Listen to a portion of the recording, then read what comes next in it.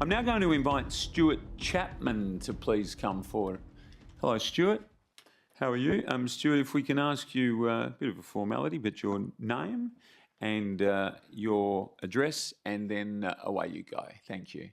This is my first council meeting. Do I refer to you as Lord Mayor or? That's always appreciated. All right, that's fine. I have no problem with it. All right, my name is Stuart Chapman and I have a residence property at 59 Malcolm Street.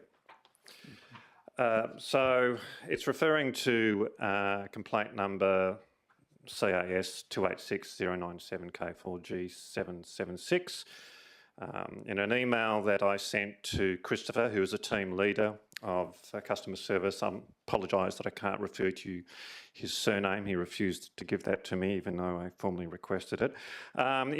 He stated in an email to me on the 28th of February, which was received a 1 month late because the city decided that my emails were malicious, and that has been rectified.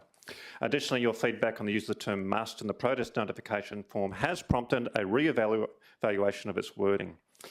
And I wrote back to him, this is on the 20th of April, no action has been taken to remove the incorrect wording on your website. It's still there. I gave you the reference, the webpage reference. And it resulted in WAPOL quoting this wording to me in a recent application to hold a public meeting. So as a result of that, I responded to WAPOL and I asked them a question, and the question was, could you please confirm that you understand that there is no requirement for me to contact the City of Perth in regards to requesting an application for a public meeting? And so the WAPOL, Sergeant Andrea Hull, wrote to me in an email on the 19th of April of this year. Yes, so the answer was yes, they understand that there is no requirement for me to contact the council and actually provide a formal notification. So the city knew about this back in January when they originally tried to send me the email before they considered my email address malicious. And so they've known for 3 months. I have contacted the council 6 times requesting that this be altered. And as a result of this disinformation being on their website, the police have wrongly quoted it until I pointed out to them that it was wrongly quoted. I have since had 3 applications, well, I've had 3 applications approved by WAPOL for a public meeting without submitting a notification to council.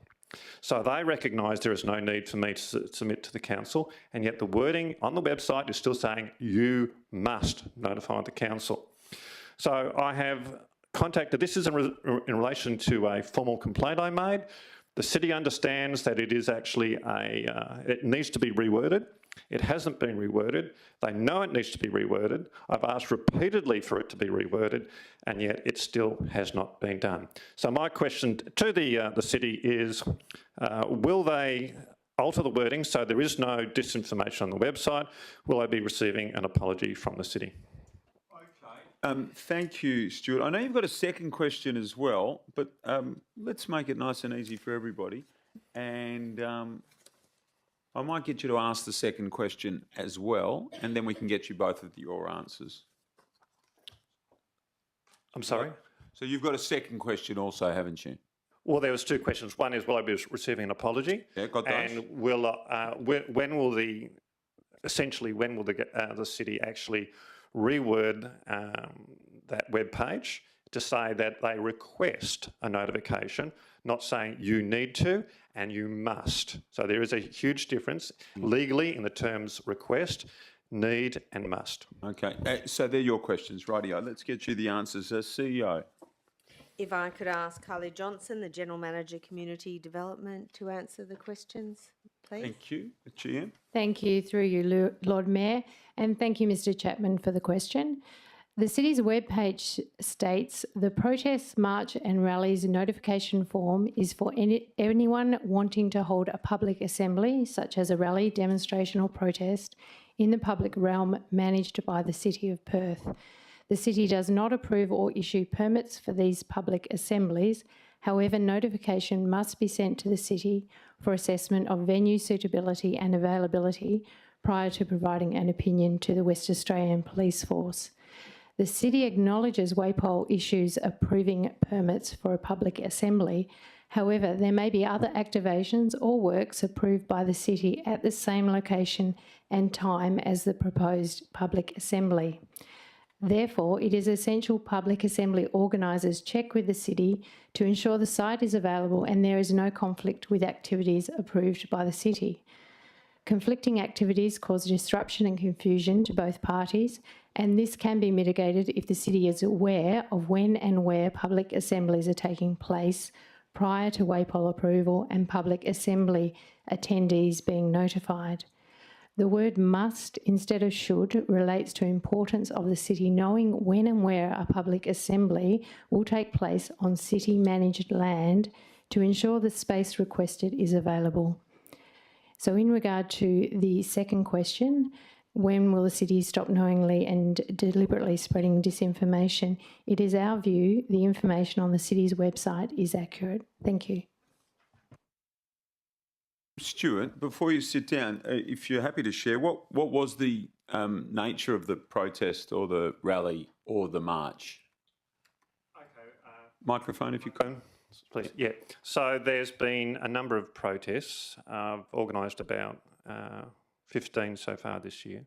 But the topic? So I've been posing a number of issues such as the mandates, the vaccine mandates, the way that the government has refused to, the digital currency issues, and also the way that protesters were treated in front of Government House by the police, by WAPOL. So a lot of it's around the excess deaths and issues regarding the vaccines.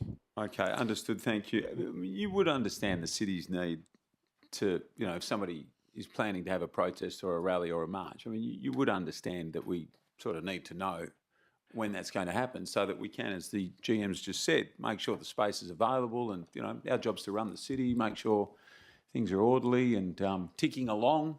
Well, there is no legislation, and Team Leader Christopher actually said there is no legislation for us to formally notify the city. Now, the city, I don't have a problem with the city requesting, but it's for them to misinterpret. There is no legislation that requires me or anyone else to notify the city. Now, if I make an application to WAPOL... Common sense might, though. Like we've got a big city, there might be a protest. We sort of need to know where that protest is going to be. That's common sense.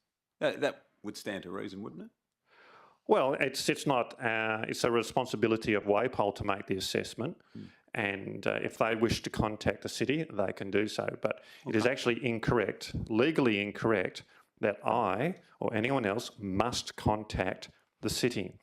That is in terms of a legal requirement, and the word "must" has legal implications, and it is actually incorrect. Okay. Well, and it's been actually recognised by the city, by Christopher from the team, that he has actually recognised that, and he has actually said the correct terminology is request. Okay, well, appreciate that. The General Manager has given her response to the questions that have been asked, and I'm sure that you bringing it forward may well prompt a discussion and another look at it all, and we thank you for being here and bringing it to us, and we wish you all the very best. Thanks for being here tonight. Thank you. G'day.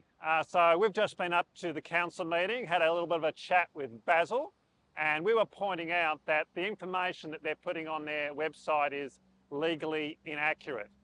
So the topic was that they are actually forcing people or indicating to people that they must submit forms to the council, even though there is no legislative requirement for them to do so. So this is a legal matter, and they know what they've put on their website is legally inaccurate. And I was pointing it out to them today, and through BASIL, through the CEO, through the manager of this whole department, they all agreed that they will continue to put up false information, disinformation on their website because they think it's sort of the right thing to do, even though they has no legal requirements. That doesn't cut it. They need to get it right. They need to say, you should request. We request you to make an application. You don't have to do it. So that's what it was about. We'll see what we're going to do from here. We may take it up the step and go to the Ombudsman. Thank you.